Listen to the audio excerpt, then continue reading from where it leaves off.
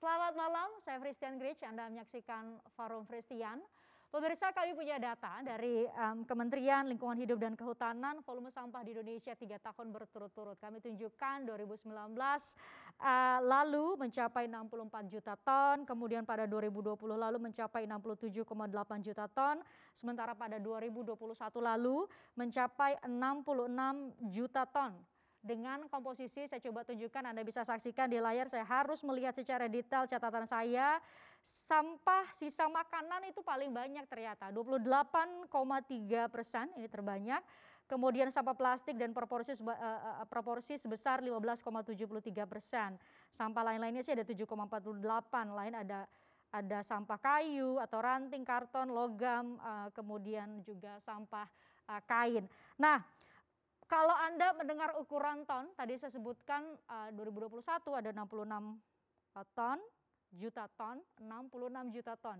Seberapa banyak 66 juta ton? Kami coba untuk bandingkan kepada Anda.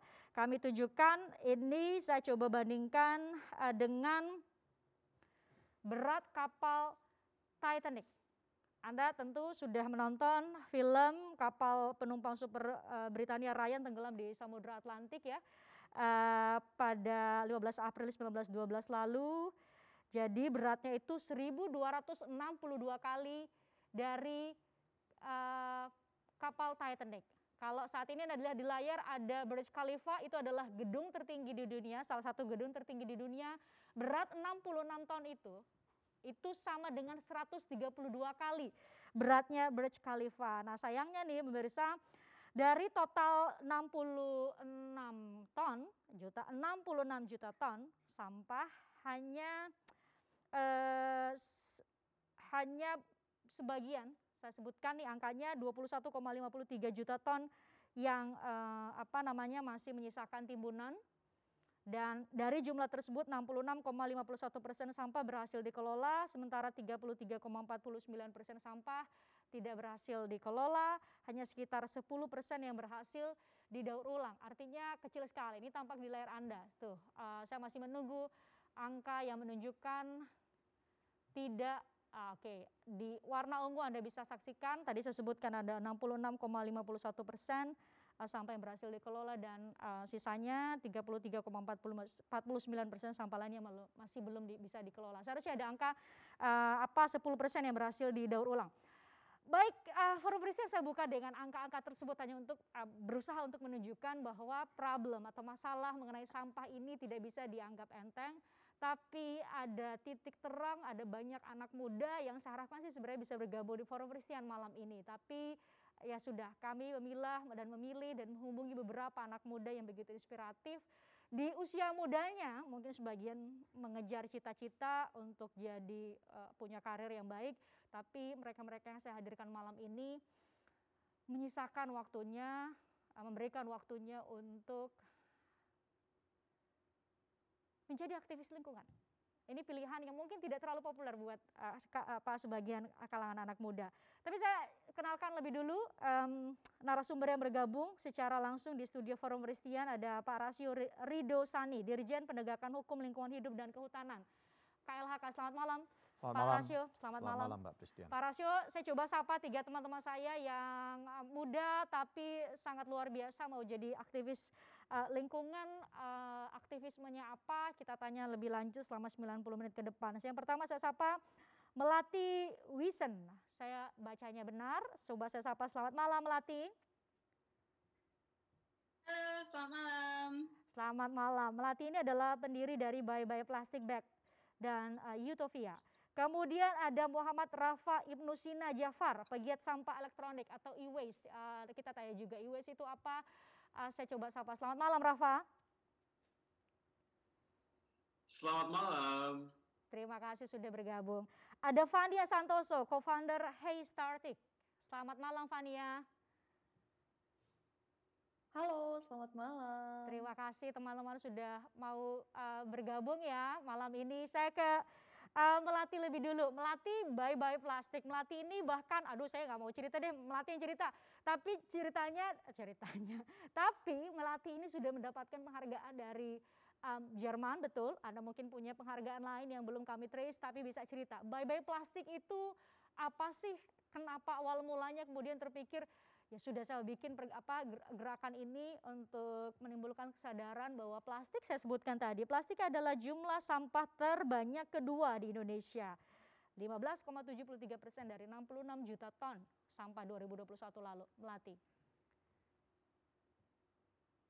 Ya, so mungkin dulu aku ceritakan sedikit tentang cerita Bye Bye Plastic Bags and my story as well. Ayah saya dari Surabaya dan ibu dari Belanda, tapi tahun 2013 aku umur 12 ya, dan saya sudah melihat masalah sampah plastik itu masalah yang besar, tapi aku tidak mau tunggu sampai aku orang dewasa untuk take action.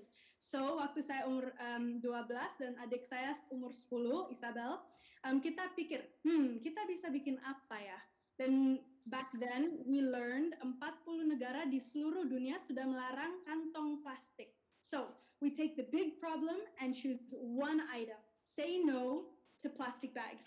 Ini ada foto waktu adik dan saya umur 10 dan 12, kita mulai untuk bikin Bali pulau bebas dari plastik, kantong plastik. So Bye Bye Plastic Bags was born, and kita sekarang kerja dengan beberapa anak muda di seluruh dunia. Kita ada 60 tim di every country, dan kita kerja dengan banyak NGO di seluruh Indonesia. Di Bye Bye kita punya 8 tim di Indonesia, di Batam, Jakarta, Bandung. Semua anak muda di Indonesia mau ikut dan bilang no to plastic bags. So itu sedikit tentang cerita Bye Bye Plastic Bags, dan hari ini Anda bisa lihat foto-foto di belakang saya. Actually, RJ is also up here, Rafa di sini. And itu proyek baru saya untuk anak muda. So we believe that young people can make a difference. Peran anak muda untuk membuat momentum yang besar. Karena kita sudah tahu kita tidak bikin business as usual. Anak muda melihat masalah dan kita tidak lihat aja masalah, tapi kita lihat solusinya juga. We lead by example, and so that's why I'm excited to be here today and speak with Rafa and Vanya. Melati langsung take action. Melati, kabar baiknya ada beberapa pemerintah provinsi yang sudah juga menerapkan. Setidaknya di Jakarta sekarang kalau belanja di supermarket setidaknya harus beli kantong belanja, tidak bisa lagi menggunakan kantong plastik. Jadi kampanyenya mungkin bisa berdampak. Kita berharap lebih banyak lagi daerah di Indonesia setidaknya yang kemudian mengadopsi itu. Kalau Mas Rafa ini spesifik di sampah elektronik, betul? Mungkin Mas Rafa bisa cerita awalnya terpikir untuk jadi aktivis untuk ayo kita jangan meninggalkan sampah elektronik, dan mungkin bisa cerita kepada kami sampah elektronik itu seberapa bahaya sih sebenarnya Mas Rafa? Yes, thank you for the question. Terima kasih. Halo semuanya, nama saya Rafa Jafar. Dan gimana ya awal mulanya? Jadi itu dulu memang saya melihat sebuah masalah ya. I see a problem.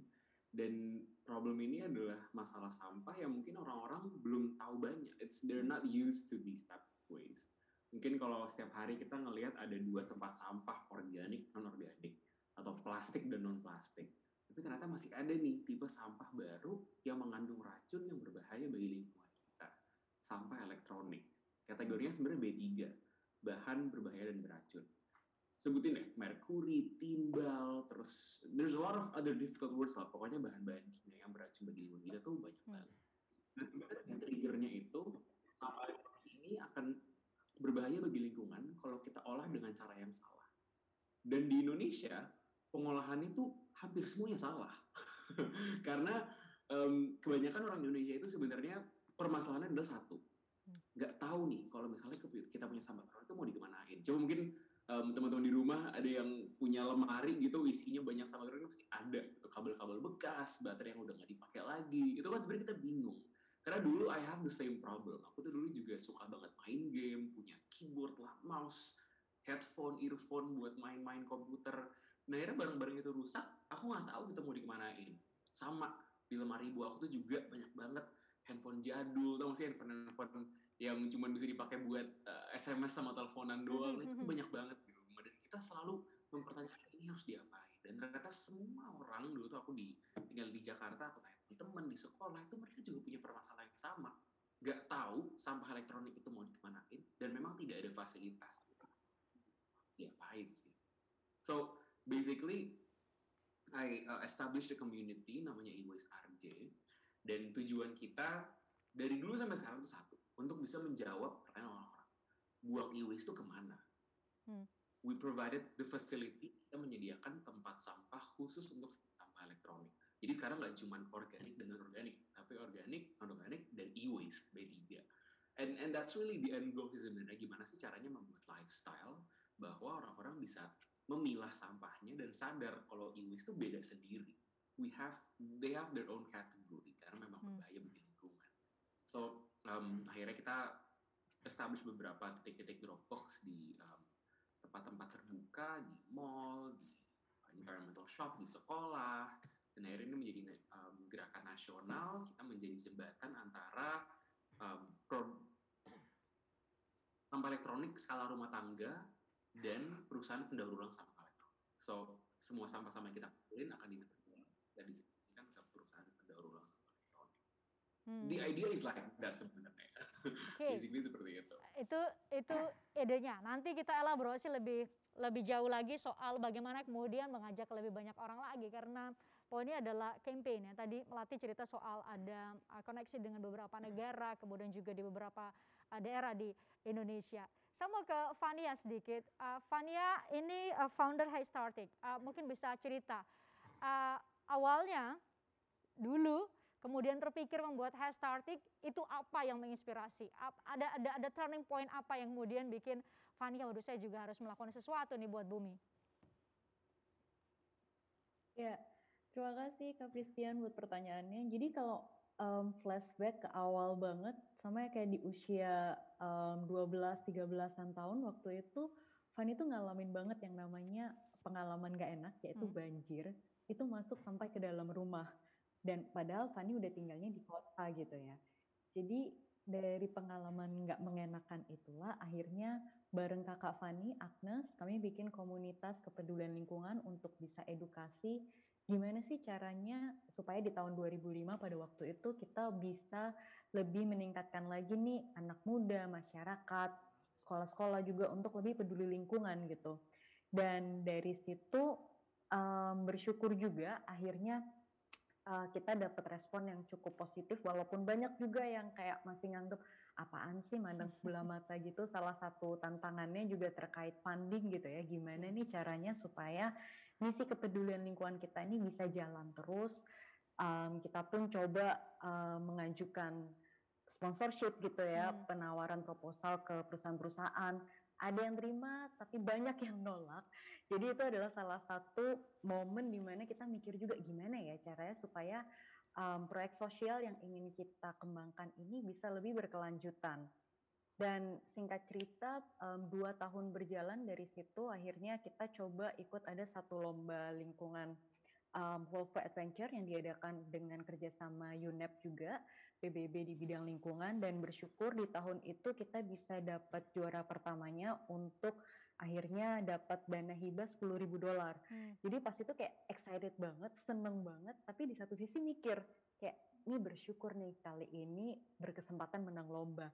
Tapi kalau nggak menang terus gimana dong? Iya. Jadi dari situlah akhirnya mulai lebih mikir lagi gimana ya caranya supaya bisa lebih berkelanjutan, dan akhirnya karena ngelihat di keseharian kita selalu pakai produk fashion gitu ya, sesimpel tas, kita selalu kemana-mana bawa tas. Jadi dari situ akhirnya mulai kepikiran, oke nih gimana kalau kita bikin suatu usaha sosial yang bisa menghasilkan dari produk-produk yang dipakai, produk-produk yang dikaryakan, dan dari situ akhirnya bisa menyambung dari segi financial pun lebih berkelanjutan lagi. Jadi itulah awal mulanya akhirnya terpikir, oke yuk kita kembangin si HeyStartic ya. Oke, sip. Ini Melati, Mas Rafa sama Fania ini punya cerita yang berbeda-beda Pak Rasio. Melati dengan bye-bye plastik, kemudian Mas Rafa dengan e-waste, Fania dengan HeyStartic. Ini tadi bicara soal Fania tadi ya, Fania yang tadi cerita mengenai dia ikut lomba dulu nih buat dapat funding. Nah kalau pertanyaannya dukungan negara buat anak-anak muda yang sedemikian luar biasa, usia 10 sampai 12 gitu ya, ketika mereka masih sangat belasan sampai sekarang masih belasan. tapi punya pemikiran yang jauh ke depan. Ini kita tinggal di bumi dan butuh orang-orang seperti mereka yang menjaga bumi kita. Bentuk kehadiran negara, bentuk dukungan negara seperti apa? Ya, terima kasih Mbak Pristan. Saya mengapresiasi anak-anak muda hebat Indonesia. Mereka adalah our hero, pahlawan kita, pahlawan bumi. Tadi bagaimana dijelaskan oleh Melati, upaya-upaya yang dilakukan untuk bye-bye plastics, kemudian juga Mas Rafa ya, Mas Rafa e-waste, berkaitan electronic waste dan juga Mbak Fania ya. Ini bagi kami ini mereka adalah role model untuk anak muda Indonesia dan juga mereka adalah hero kita. Tentu negara juga harus punya peran penting dalam membuka ataupun memberikan kesempatan pada mereka untuk dapat berperan lebih aktif lagi. Sebelum saya menjawab itu, saya ingin menyampaikan satu komitmen bangsa ini berkaitan dengan lingkungan hidup ya. Di mana di dalam undang-undang dasar kita ini komitmen negara, komitmen bangsa. Pasal 28 huruf H. Setiap orang itu berhak untuk mendapatkan lingkungan hidup yang baik dan sehat. Ini satu modal besar bagi bangsa Indonesia. Karena kita mempunyai green konstitusi, konstitusi hijau. Wow, diatur benar-benar di hukum paling dasar ya. Ya, hukum komitmen dasar. politik negara, komitmen kebangsaan kita. Ya. Dijelaskan di pasal 28 huruf H tadi. Setiap orang berhak untuk mendapatkan lingkungan hidup yang baik. Kemudian bagaimana ekonomi nasional ini? Tadi mereka bicara tentang ekonomi ketiga-tiganya. Sangat erat kaitan dengan ekonomi yang mempunyai dampak terhadap lingkungan hidup. Ekonomi nasional juga diatur untuk concern terhadap lingkungan hidup. Di dalam pasal 33, pasal 33 ayat 4, bahwa perekonomian nasional harus berdasarkan kepada efisiensi keadilan, ya, berdasarkan efisiensi, dan juga berdasarkan berwawasan lingkungan dan juga berkelanjutan. Berwawasan lingkungan dan berkelanjutan ya. Okay. Ini kan sejalan dengan apa yang menjadi komitmen dan aksi-aksi yang dilakukan oleh ketiga hero pahlawan kita tadi. Negara mempunyai komitmen yang besar untuk itu. Dan negara juga memberikan kesempatan pada mereka berpartisipasi untuk terlibat. Kemudian apa langkah-langkah dilakukan oleh pemerintah dalam hal ini? Ya, kami sampaikan pemerintah sejak awal concern terhadap upaya-upaya memperkuat peran anak-anak muda di dalam pelestarian lingkungan hidup. Ya, banyak langkah-langkah sudah dilakukan dan berikan kesempatan kepada mereka. Ya, saya ingat mungkin Fania Santoso ini dari Surabaya, Mbak Fania ya. Betul. Fania Betul, betul. Bapak. Nah, Mungkin betul. kita pernah ketemu Yes. sekitar 11-12 tahun yang lalu. Ya, saya waktu Iya itu Pak, waktu itu ada penyuluhan terkait karbon kalkulator juga. ya saya sering berapa kali ketemu. Saya ingat kami pada tahun 2011 juga Indonesia mengambil inisiatif sangat penting bagi anak muda dunia ini. Apa itu Kita yang menjadi dilakukan tuan rumah ya konferensi dunia untuk anak-anak dan pemuda untuk lingkungan hidup. Oke. UNEP Conference on Environment. Di sana kurang lebih ada 2.000 anak-anak muda sedunia dari 118 negara berkumpul di Bandung. Mereka saling bertukar pengalaman. Ini juga untuk menarik awareness anak-anak muda sedunia. Dan Indonesia mengambil peranan penting di dalam perjuangan lingkungan hidup sedunia untuk anak muda Indonesia. Jadi itu tahun 2011. Itu 2011. Baik. Nanti Pak Rasio 2011 banyak peran anak muda. Hari ini kita juga melihat banyak anak muda yang berperan. Nanti kita lanjutkan cerita dari peran begitu panjang sejarah peran anak muda kita dalam turut serta menjaga bumi kita. Tapi saya harus jeda sejenak, nanti saya beri kesempatan lagi kepada Pak Rasio. Kami akan kembali di Forum Christian usai jeda. Saya akan tanyakan kepada Melati nanti pesan-pesannya kepada anak muda, harapannya kepada anak muda yang sebaya mungkin lebih tua sedikit, atau kepada kita semua sebenarnya yang punya kewajiban untuk menjaga bumi. Juga kepada rekan-rekan yang lain yang masih bergabung secara virtual. Sesaat lagi di Forum Christian.